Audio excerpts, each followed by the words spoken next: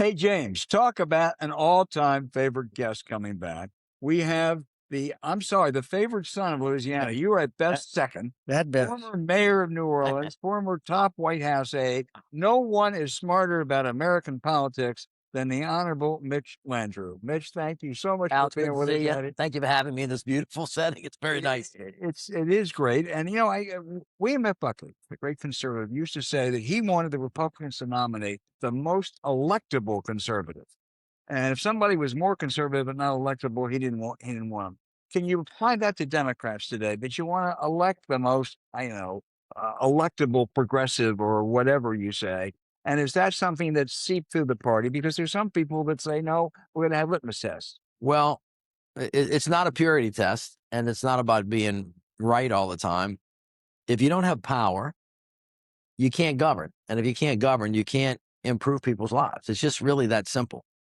And so winning in order to be in a position of power really, really matters. I think the country can now look at how really venal Donald Trump is. He has run for office. I call it the 4 C's: chaos, corruption, incompetence, and cruelty is essentially what he's doing. And he has basically said, he's actually said, not only through himself, but through Stephen Miller, look, power is everything.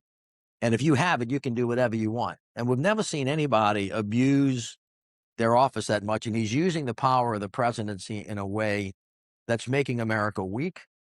It's making us militarily weak. It's making us weak with our allies across the world, which is increasing the chances of another world war, which is going to cause a taxi driver from Detroit's kid to go, spill his blood to preserve freedom like we did in the Greatest Generation. The economy is slipping. I mean, everything is heading in the wrong direction. And if you want to stop that, because that's what everybody says, what can I do? Well, we have to win. And in order to win, you have to have a good candidate.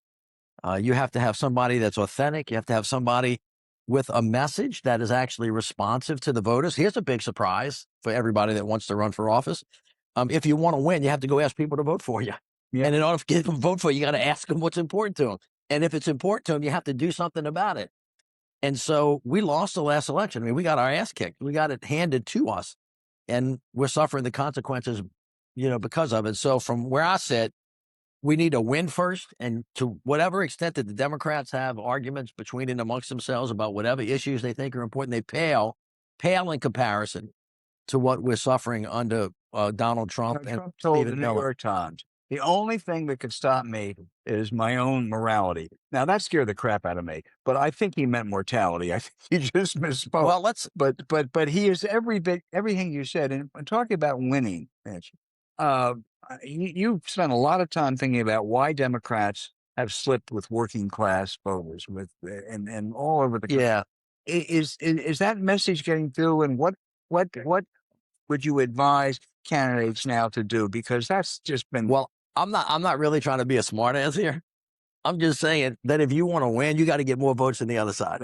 All right.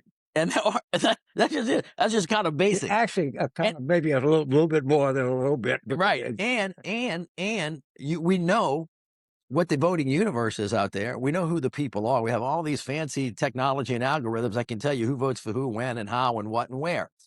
And so just from our perspective, if you've been winning, and you've been winning because certain people have been voting for you, and then they quit voting for you, you might want to go ask them why, especially if you need them to win again. Right. And it turns out from the data, not that every coalition in the Democratic Party, the Republican Party is not important, but there is one specific cohort that sits out like a sore thumb that used to give the Democrats the margin of winning so that we can have power and enact policies that improve people's lives.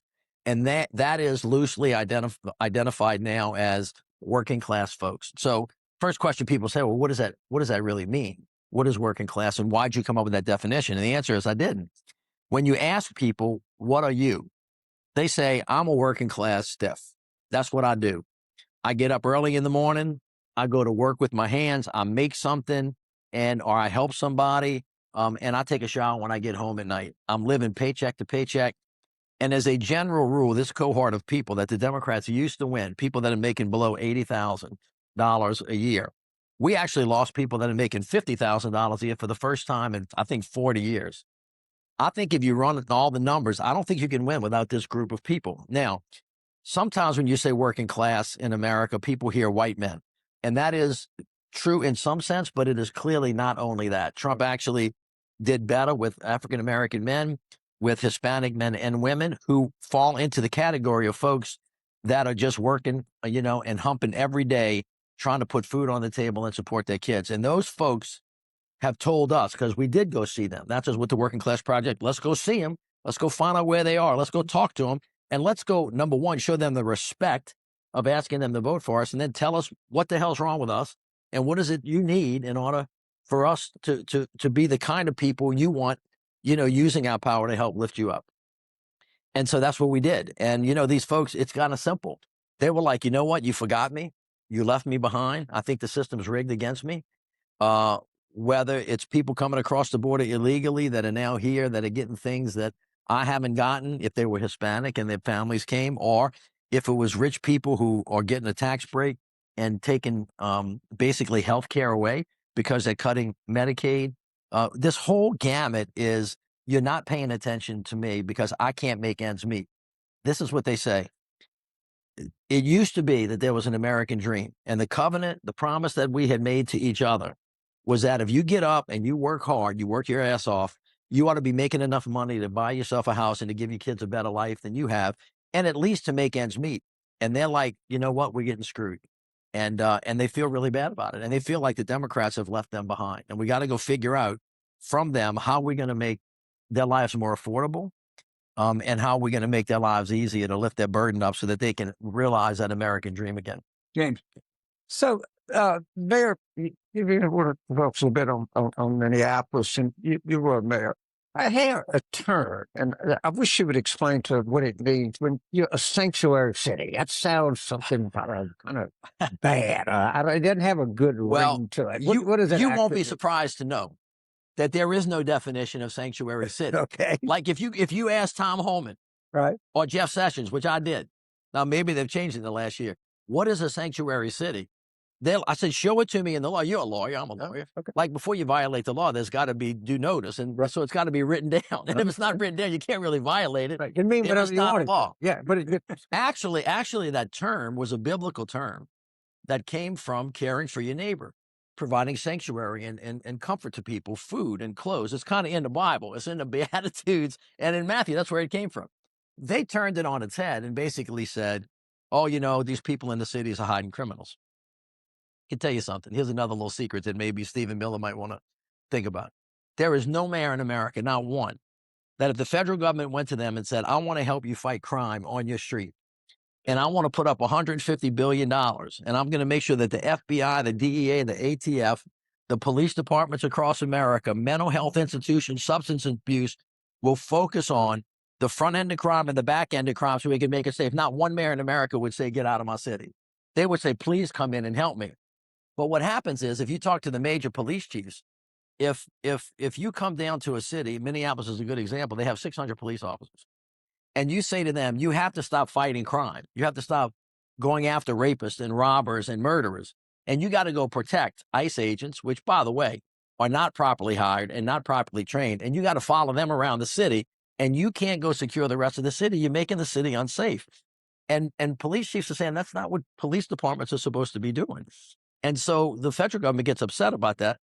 And they say, well, now we're going to take funds away from you that you use to actually make the city safe, which is why this whole craziness of what Border Patrol and ICE and the way they're handling themselves right now, acting as a rogue agency, it is really dangerous. The second reason it's a danger to all Americans, you can see of the deaths of these two individuals the other day. These folks that work for ICE and CBP who are on the ground have actually been told by the president, by Tom Homan, by Stephen Miller, by J.D. Vance, and by Kristi Noem, that number one, you have the power to do whatever you need to do to get the job done that we told you to do, even if it means using force. They essentially have given them a license to kill. And they've said, and we're not going to investigate you. And if we do, we're not going to hold you accountable. Anybody that's run, you were a Marine, Semper Fi. you have to have the greatest Marines and the greatest law enforcement were folks that took their jobs responsibly and made sure that they did what they had to do in the right way. And if you're in local policing, you have to protect the Constitution, First Amendment, Second Amendment, Fourth Amendment, which they now are saying doesn't exist either. And I think when Americans begin to understand that, their general opinion is they've gone too far now and they're out of control. So you got to fix it because we're not safer. So you were married in Jones for 8 years.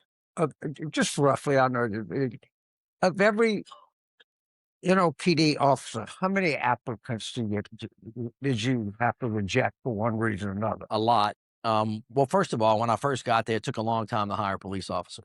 It took like 13 months. And I spent time getting that down to 3 months. You got to go through that process really, really fast. And of course, you have to make sure that you weed out Right. people that you think could potentially use force in the wrong way. Because the idea is never to shoot first and ask questions later. The idea is to de-escalate, to protect, to serve, and only shoot if you absolutely have to. And by the way, there are rules and regulations around that. So we weeded out a lot of people. What I'm really curious about, I don't know the answer, but Stephen Miller can prove this. I'll bet you that a good number of the most recently hired ICE agents or Border Patrol agents actually came out of the Proud Boys or January 6ers. Those folks didn't come out of thin air. Where did they just immediately find, so they could make everybody in the country comfortable that they hired the appropriate run of people. They also said that they followed their training. Well, I'd like to know what their training is, because if you train in my police department, you can't do what they did on the streets of Minneapolis. That is not what you would do. And if you did it, number one, you'd be put on administrative leave. Number two, there would be an open and transparent investigation done by another organization that's not, responsible for it. It would be the FBI. In this particular instance, in the first one, they said they weren't going to investigate at all. In the second one, they said that the agency that actually hired the people that did the shooting was going to investigate themselves. Now, you don't put the, you don't do that. And so I think the public is losing confidence. And if the public lose confidence in law enforcement, or they think that the president is turning the military on the people of the United States, then all of a sudden you get into a really dangerous territory where people start taking things into their own hands, and it can only lead to a violent confrontation that's going to lead to greater death. There's a smarter way to fix this immigration problem. We know what the answer is, and the president just won't do it because, he's got a different way of seeing the world. Mitch, you mentioned the Proud Boys and Oath Keepers. There's a heavy dose of racism in this too, and there was Stephen Miller. No question about it. Well, I just think that's always been true. It's not the only thing, but it clearly is a fear today with the. There's no theory about replacement. I my family's been living this forever. James knows it as well as I do. Race is a real challenge for our country. And people want to act like it wasn't, or that the history doesn't matter, or that we don't have it today. It's just not true. There is a genuine fear that a lot of white people have that somehow we're being replaced by these individuals that don't look like us, don't act like us, don't talk like us. So therefore, they start making decisions based on race and class. The United States, I don't know about your background, but I'm a mutt. I mean, I got English, I got French, I got Italian, I got German, I got African-American. I mean, I got the whole 9 yards. And, we're a nation of immigrants. Now, we ought to be a nation of legal immigration. The border ought to be something that we can control. We ought to get rid of whatever violent people are in this country. But after that, I think you can make a good case that this country, the idea of this country, is that if you come here and you come right, that we're all equal. None of us are better than the other because you happen to be here longer or related to somebody else. At J.D. Vance. J.D. Vance gave a really important speech not too long ago that should scare the hell out of people. He basically said that we're not a creedal nation, a nation based on the creed that all of us are created equal. He said, no, we're not that. Some of us are more equal than others if you've been here longer, right? Then all of a sudden that becomes a nation of blood and soil where people can claim hereditary rights. And that's really just not what the idea of America is. It's not what we could have gotten rid of Alexander Hamilton. That's exactly. Well, let me just say this. People ought to be thinking about, what the history is here, but the dynamism of America, where we get our greatest scientists, where we get our greatest research, where we get some of the people who just have done some of the greatest things have either come first generation, second generation, third. I don't know about you. You look like you got a little Irish in you, but my people came from Sicily and Malta right? And you think about what has happened over time, and how America has formed into what we are. But back in the day, they didn't like the Irish very much, and then they didn't like the Italians. No Irish need apply. Right? You remember that, right? I do remember it. God Almighty! I remember at LSU, if you were Italian, you couldn't get into a fraternity. I remember that in my lifetime. That's exactly right. Well, my Italian friends should not look. I'm Italian. I got it. But we shouldn't forget that. Yeah, just think, you and I got into a frat at LSU. I tell you, Right, exactly. James, we got to let Mitch go, but wrap it up. Give me, I mean, you two know each other so well, and you know how damn smart he is. So let's think of a way to conclude. I want to conclude this, that I'm been in New Orleans since 2008. You're a lifelong resident. You're a two-time mayor. You represented us in the state legislature and everything else. Am I justified in starting to feel a little optimistic in a place that is not known for optimism? Yeah, I think you are. We had a rough patch for the last 8 years. We have a new mayor now, Right. and we not only just have a new mayor who's going to be great because she's got good experience and she's level-headed. She's hired a great team of people, so that's smart because mayors can't do anything without smart people around them.